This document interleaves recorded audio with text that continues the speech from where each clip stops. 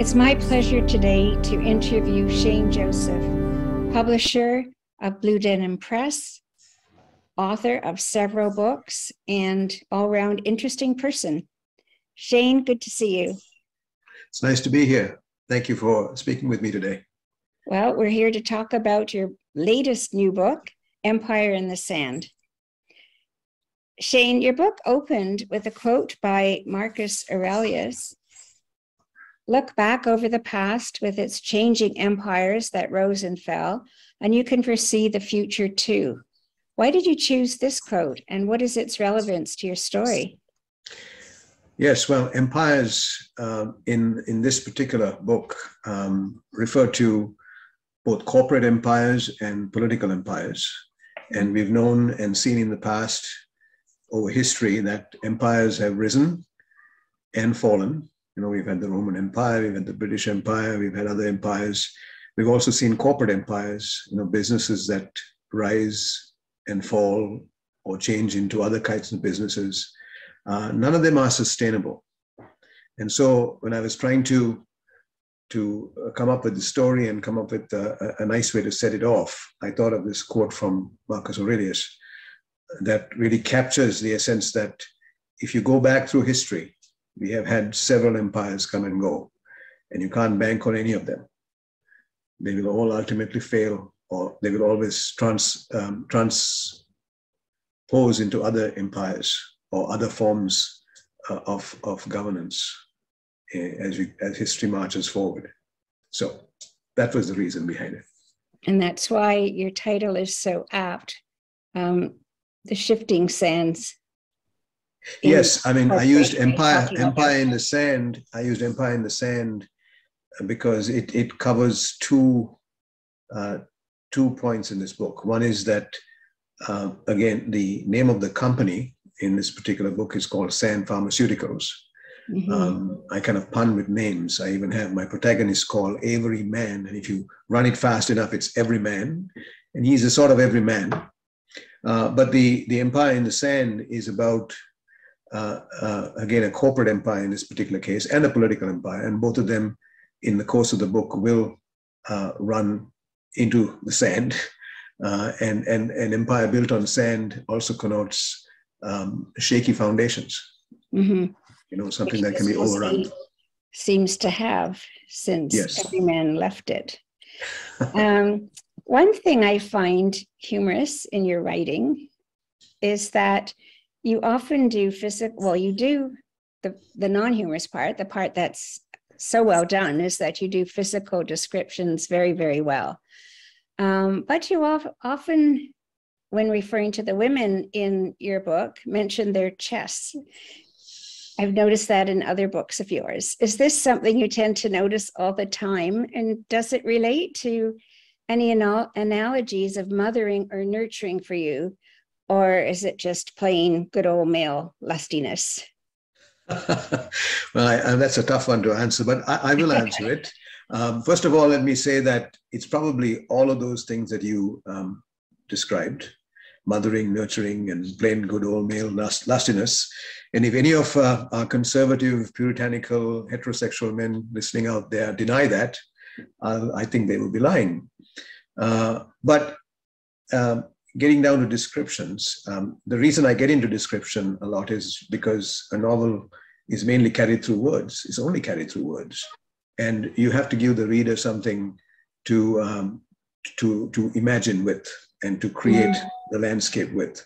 So that is an important point, and that's why I place a lot of emphasis on description.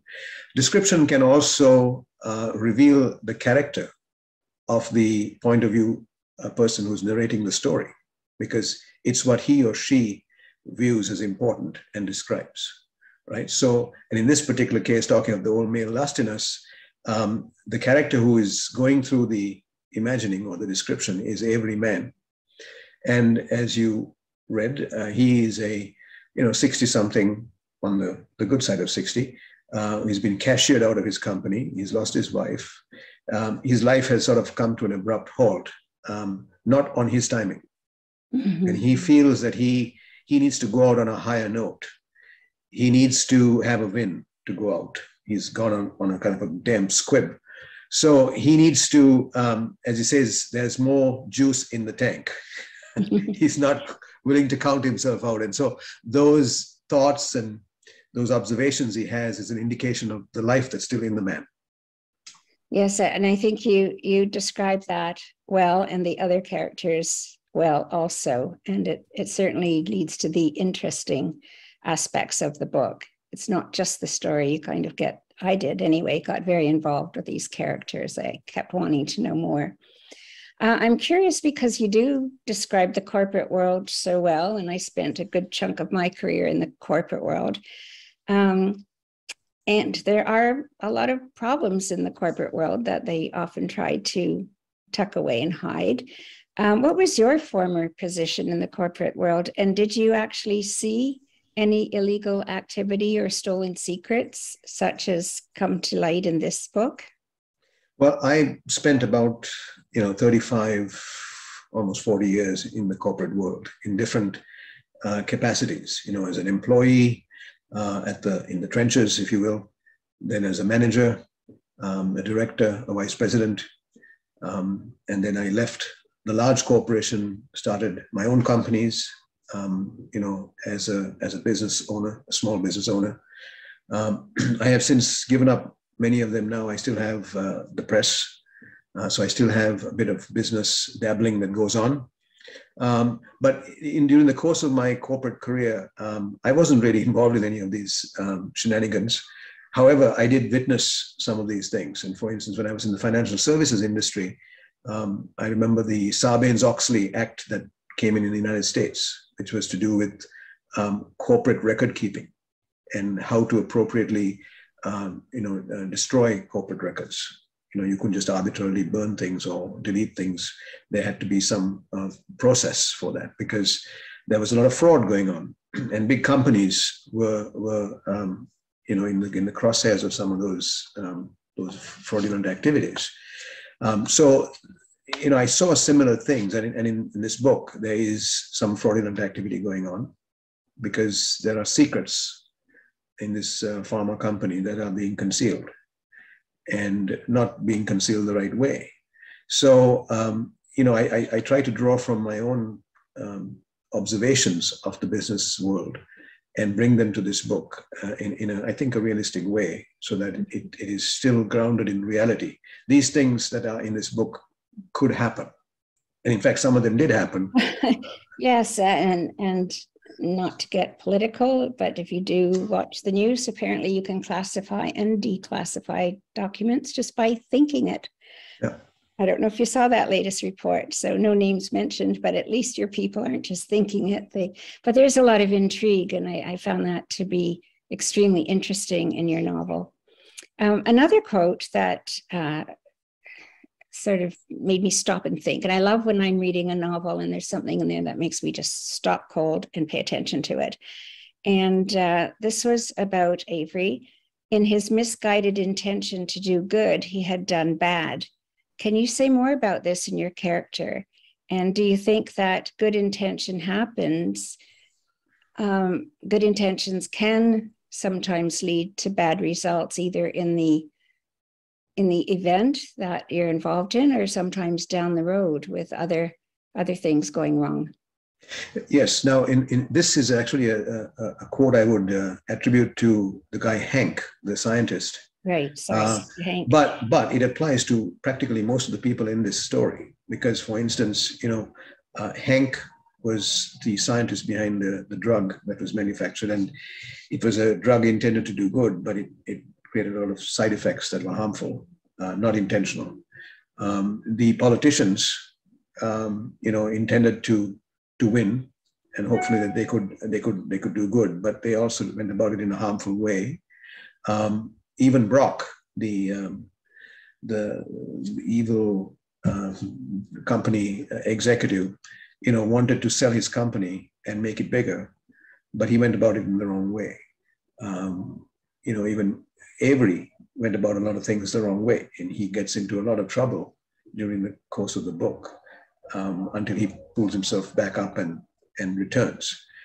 So a lot of them intend to do things for good, I don't think anybody purposefully sets out to do something bad. They may be mistaken or misguided in their vision of what is good and bad, and they end up causing a lot of harm if they don't have a very good centered moral map. I mean, we had, for instance, nuclear power was, I don't think it was invented to do bad, but it led to the nuclear bomb. And the internet, if you take the internet, it's, intended for good, for communications, but we've seen a lot of bad things surface on the internet, which, were unforeseen at the time. Mm-hmm. So I think the fact that good and evil resides within us is what leads that anything that is created for good can also be turned into bad. Mm-hmm. Yeah. And so that of course, as profits come into the picture, that influences everything. Yes, well, profit at any cost is something that we shouldn't ascribe to. I think that's where the waters get muddy when you mm-hmm. put profit at the driver of business. And also, if you look at a corporation, it is intended to be an association of people getting together to create something of value and to make a profit out of that value creation. But when that organization is given the rights of a human being, then that value creation and that profit drive becomes the only reason for that company to behave. And so they can disregard all other moral considerations in order to make that kind of profit. Mm-hmm. So that's the problem we have, the way we have given undue importance to the corporation today. Yes, and I think your experience in that world really gives so much credence to this book. I don't think you could have written such an intriguing book if you had not had that corporate experience. It really shows that it's coming from your mind and your background, and it makes it that much more intriguing. I wanted to ask about your writing process for some of the other authors who may be tuning into this interview. Some authors write at the same time every day. They're very committed and they have this set time and they just stay at their desk a certain number of hours. And some others grab the inspiration when it moves them and may write in the middle of the night one day, early morning another day. Do you have some kind of a standard writing process? What's your writing process? As I get older, I'm becoming more of a morning person. I'm good in the morning. I'm best in the morning. I can go for about an hour or two, and I can churn out about 1,500 to 2,000 words if I'm uninterrupted. But that doesn't mean that's the only time I write. I think the way to look at it is if I'm into a story or a novel or a scene in a novel, and the scene is playing out in front of me, and it can play at different times of the day, then I want to capture it and I want to put it down on paper. So sometimes I could keep writing well into the night if I'm on a certain path. But I try not to do that all the time because there's a time to down tools, because writing is one thing, but also the time in between writing is also important, because that's when the reservoir fills again.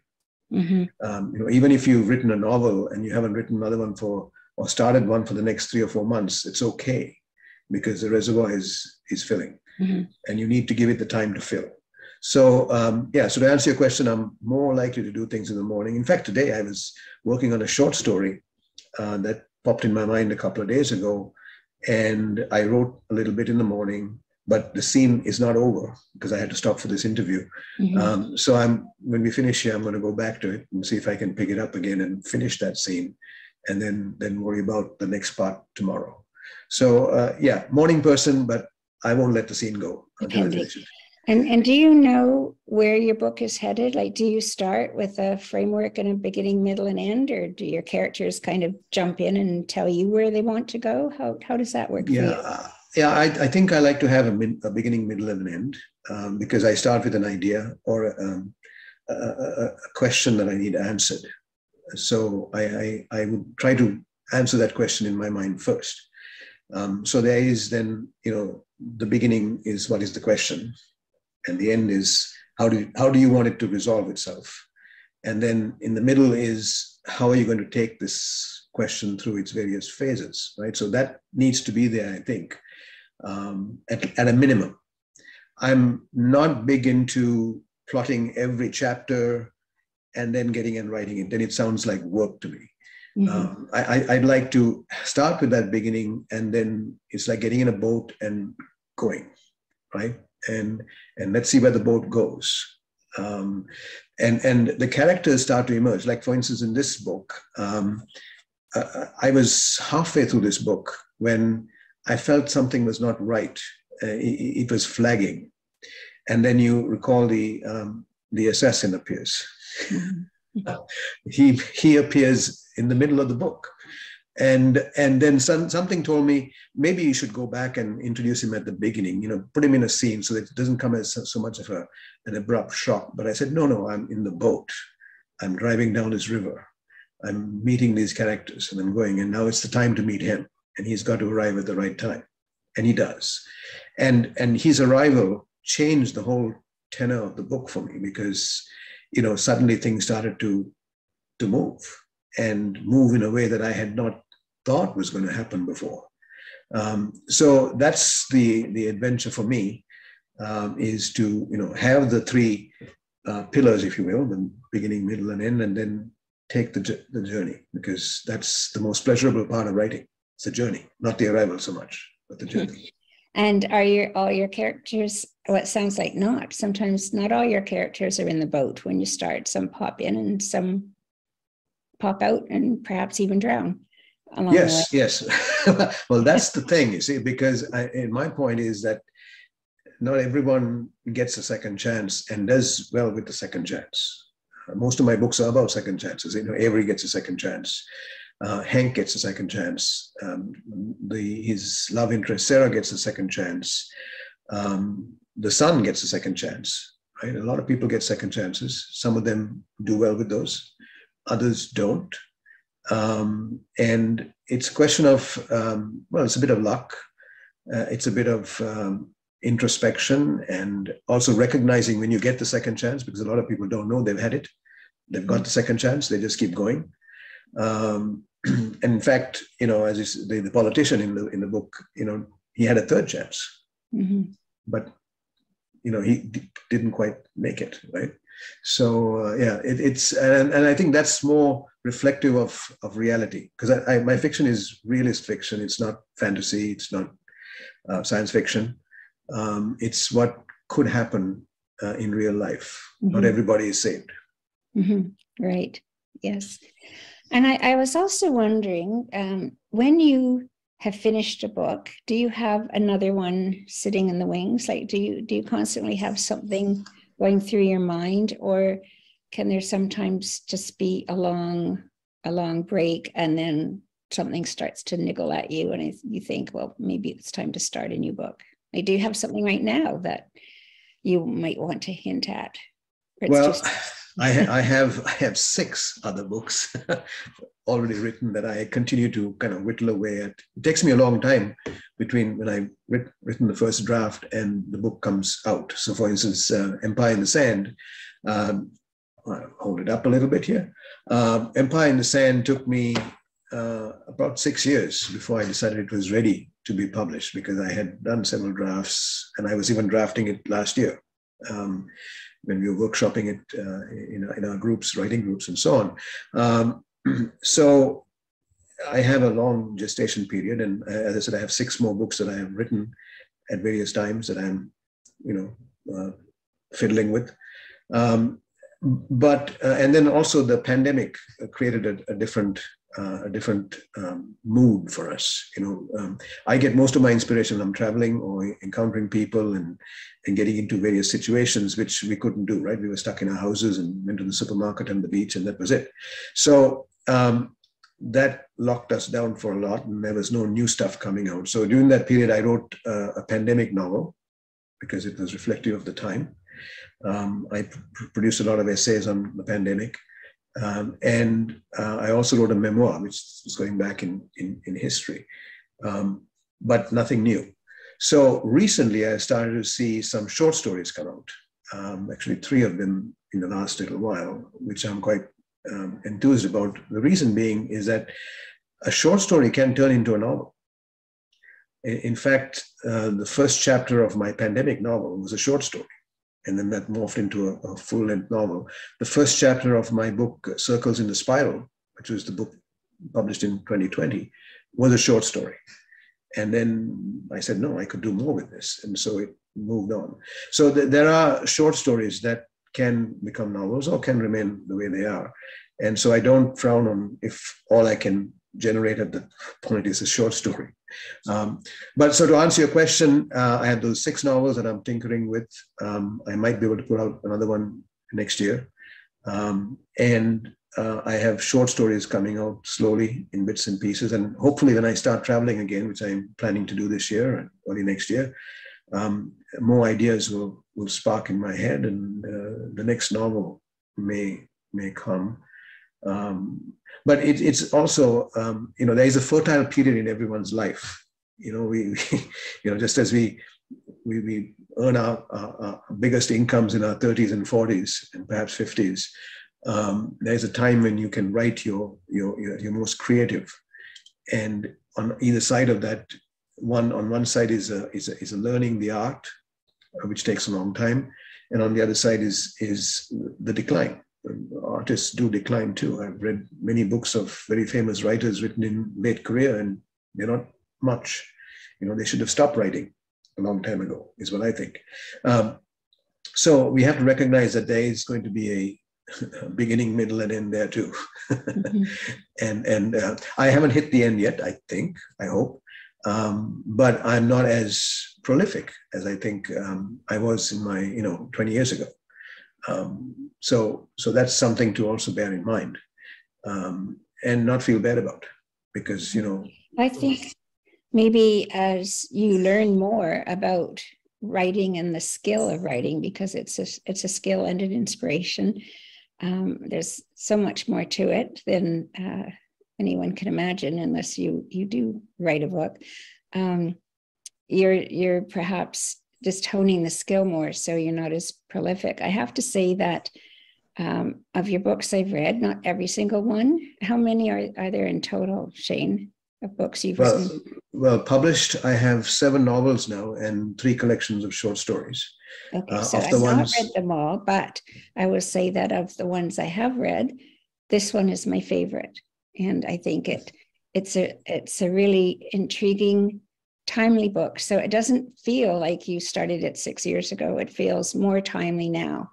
So I can, with no hesitation, recommend Empire in the Sand to people. And I think it will resonate with a lot of people who either have spent some time in the corporate world or know about drugs and generic drugs and what can happen in corporations and what happens when people aren't really closely paying attention to what's going on in their company.